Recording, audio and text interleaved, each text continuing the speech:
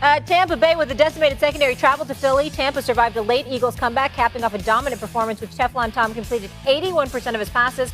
With a bad thumb en route to a 28-22 win, Brady had 2 TD passes. Leonard Fournette added 2 more as Tampa solidifies its first-place position in the NFC South. On the other side, the Eagles' offense struggled in their loss to the Bucs, particularly in the first half. After marching down the field in a 75-yard touchdown drive on their opening possession, they punted on 4 of their final 5 drives at the half. The lone drive that didn't result in a punt was a Jalen Hurts interception. Hurts not efficient. 12 of 26, 150 yards, 1 TD, and 1 pick. The Eagles put up in the first half, and put that on me first. There's no doubt our offense needs to get better and to give our team a chance to win. I haven't executed well enough to win clearly because the ball touches my hands every play, and I enjoy that. And I like that. I'm not doing enough right now to win. I'm not doing enough to start fast. I have to be better. Okay, Ryan Clark joining us. RC, how we doing? Good. How are y'all today? Hold on. Before we move any further, I know I said it earlier this week, but I want to say it again. Happy birthday, my brother. You understand? Say my Libra brother. Happy birthday to you too, my man. My Libra brother. You know what I'm saying? Yeah, it's a good week. It's a good week for the world. I'm getting myself in good shape. Thanks to you. You one of those people that stayed on me about it. But I would like to remind everybody, I got my brother by 12 years. Hopefully I'm around to see how you look in 12 years from now, my brother. I hope that you is. I hope so, dog. I hope so. We can move on, Molly. We can move on. I have no words. I'm just going to just take a moment and marinate on all of How that. about that? Okay. While you're getting your tan. Go ahead. I am enjoying my tan. Right. Thank you, Stephen A. I am happy to be in California. Yeah. It has been very nice. Yes. Rye, I'll start with you. We haven't had a chance to hear from you. Do you believe in Jalen Hurts? I do believe in Jalen Hurts. Here's the problem. The Philadelphia Eagles are going to ruin Jalen Hurts. He's accounted for 85% of the offense this year, Molly, both in the run and in the pass. Last night, you called 9 total runs for running backs. Nick Sirianni can't believe that this is the way to bring along a young QB. It's only been 10 games into him starting. And is he Justin Herbert? No. Is he Joe Burrow? No. But those guys were picked 6th overall and 1 overall. Those guys have some wide receivers with some experience, some players on the outside that we've seen make plays in this league before. The Philadelphia Eagles have none of those things. Jalen Hurts doesn't have any of those things. Jalen Hurts has a first-year head coach who's supposed to be this great play caller who isn't calling plays in that manner right now.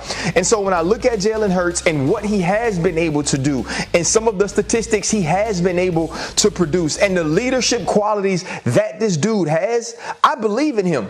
Now, if I was a Philadelphia hater, like Stephen A., I'd probably be moaning and groaning and wishing for the days of Randall Cunningham and Donovan McNabb. But being that I'm a realist, being that I'm not a guy who forgot that I cut my teeth in journalism in Philadelphia, I understand that Jalen Hurts' problem is not Jalen Hurts, it's play calling in the Philadelphia Eagles. You done crossed the line. You done crossed the line, my man. You done crossed the line. You know what? If you was here, I would confront you. And you, my brother, I would confront you. How dare you say that? How dare you say that to me? You know you be hating on Philly. Come on, that's not true. Come on, RC. The only thing you like about Philly is Allen Iverson. That's it. If it ain't Bubba Chuck, you show Philly no love. It is not the city of brotherly love to you because you do not treat it with any love. And you know that, Stephen A. You know you always hating on Philly. Time out. There's a lot of love in Philadelphia. God. Philadelphia has been very good to me. I'm good. Oh, my gosh. Philadelphia is a wonderful city. I don't know what the hell you're talking about. I don't know where you got that information from. It is beyond false. It is beyond false, Ryan Clark. I don't know. You got to do your homework on that. Anyway, here's the deal. Here's the deal, okay? That is not true. I would tell you this. First of all, I don't hate on these folks, but I am objective enough to point to what I see. And when it comes to Jalen Hurts, my position is consistent. When he was at Oklahoma, I had questions about him. When he was at Alabama before that, I had questions about him. When he came into the NFL, I had questions about him. And it was really the same question. I never questioned his athleticism. I never questioned his commitment to winning. I never questioned the fact that he could ball. What I said was his accuracy as a pocket passer, as a quarterback? Can he be that dude? That's what I need to see. And so I agree with you with Sirianni and a play caller. It's been awful. Miles Sanders can run with the football. You got to give him more opportunities. This brother can run with the football. He proved that last year and the year before that. Give him the damn football and let him show you what he can do. You've got Devontae Smith. You got Zach Ertz. You've got Goddard. You've got these boys. I mean, I'm like, listen, I'm looking at these guys, Quez Watkins. You're looking at these guys and I'm saying, wait a minute. Give them the opportunity. It ain't just about them. There are a lot of weapons that you got on the offensive side of the ball. But ultimately, it has to come down. And you know this better than me, RC and Sam. At some point in time, when a coach doesn't put you in the position that they should put you into, perhaps it's because we have more of a belief in that quarterback than that coach does. We've seen that a lot of times. Now, I'm not saying that's the right thing to do, but that is something that should concern you when it comes to Jalen Hurts. And it ain't hating to point that out. It's factual, which is something you usually appreciate, RC. And that's what I got to say about that. Sam, the floor is yours. I'll get back to RC. And by the way, I need you to get new headphones. I need you to get new headphones.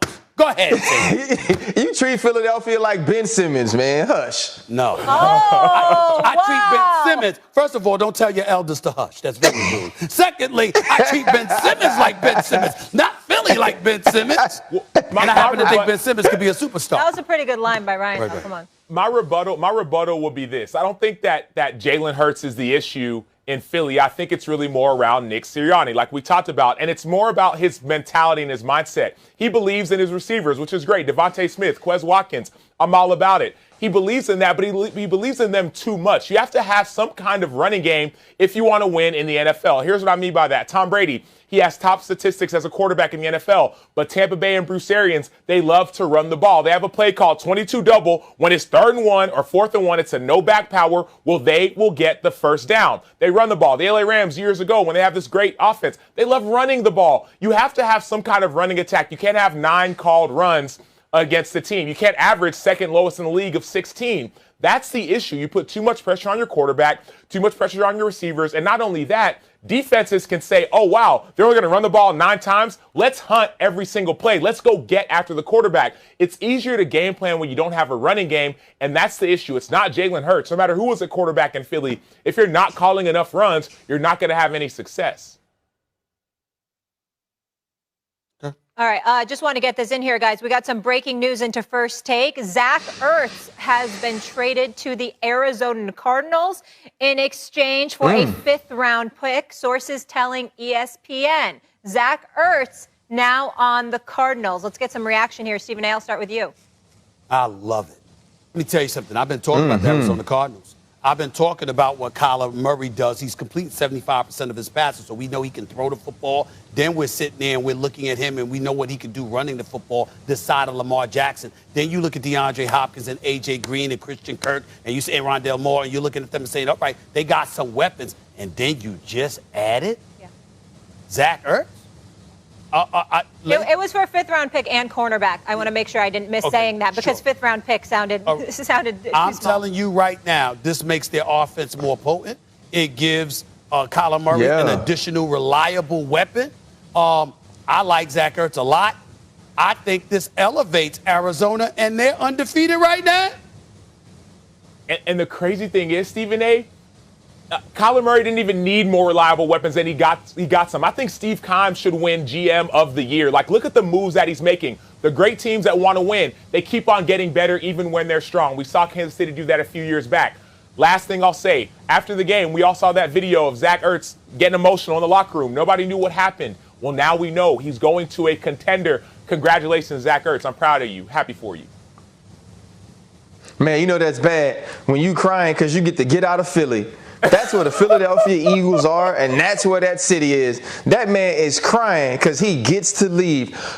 I mean, when you think about the Arizona Cardinals and the way that they've played already this season, the way the defense has progressed with the addition of J.J. Watt, and now you add Zach Ertz to an offense that truly doesn't even need him, but to a quarterback that's now learning to spread the ball around when DeAndre Hopkins is doubled. I mean, this team is going to be troubled throughout the season. The only thing to derail them is Cliff Kingsbury, and we'll see how he adjusts as the season goes along. Absolutely. All right, we'll leave it there. Still plenty more to come here on First Take. A lot of football to get into. And also, Stephen A. having some words about his take on Kyrie Irving. All that coming up next right here on First Take. Of course, that big game between the Browns and the Cardinals. We get into that one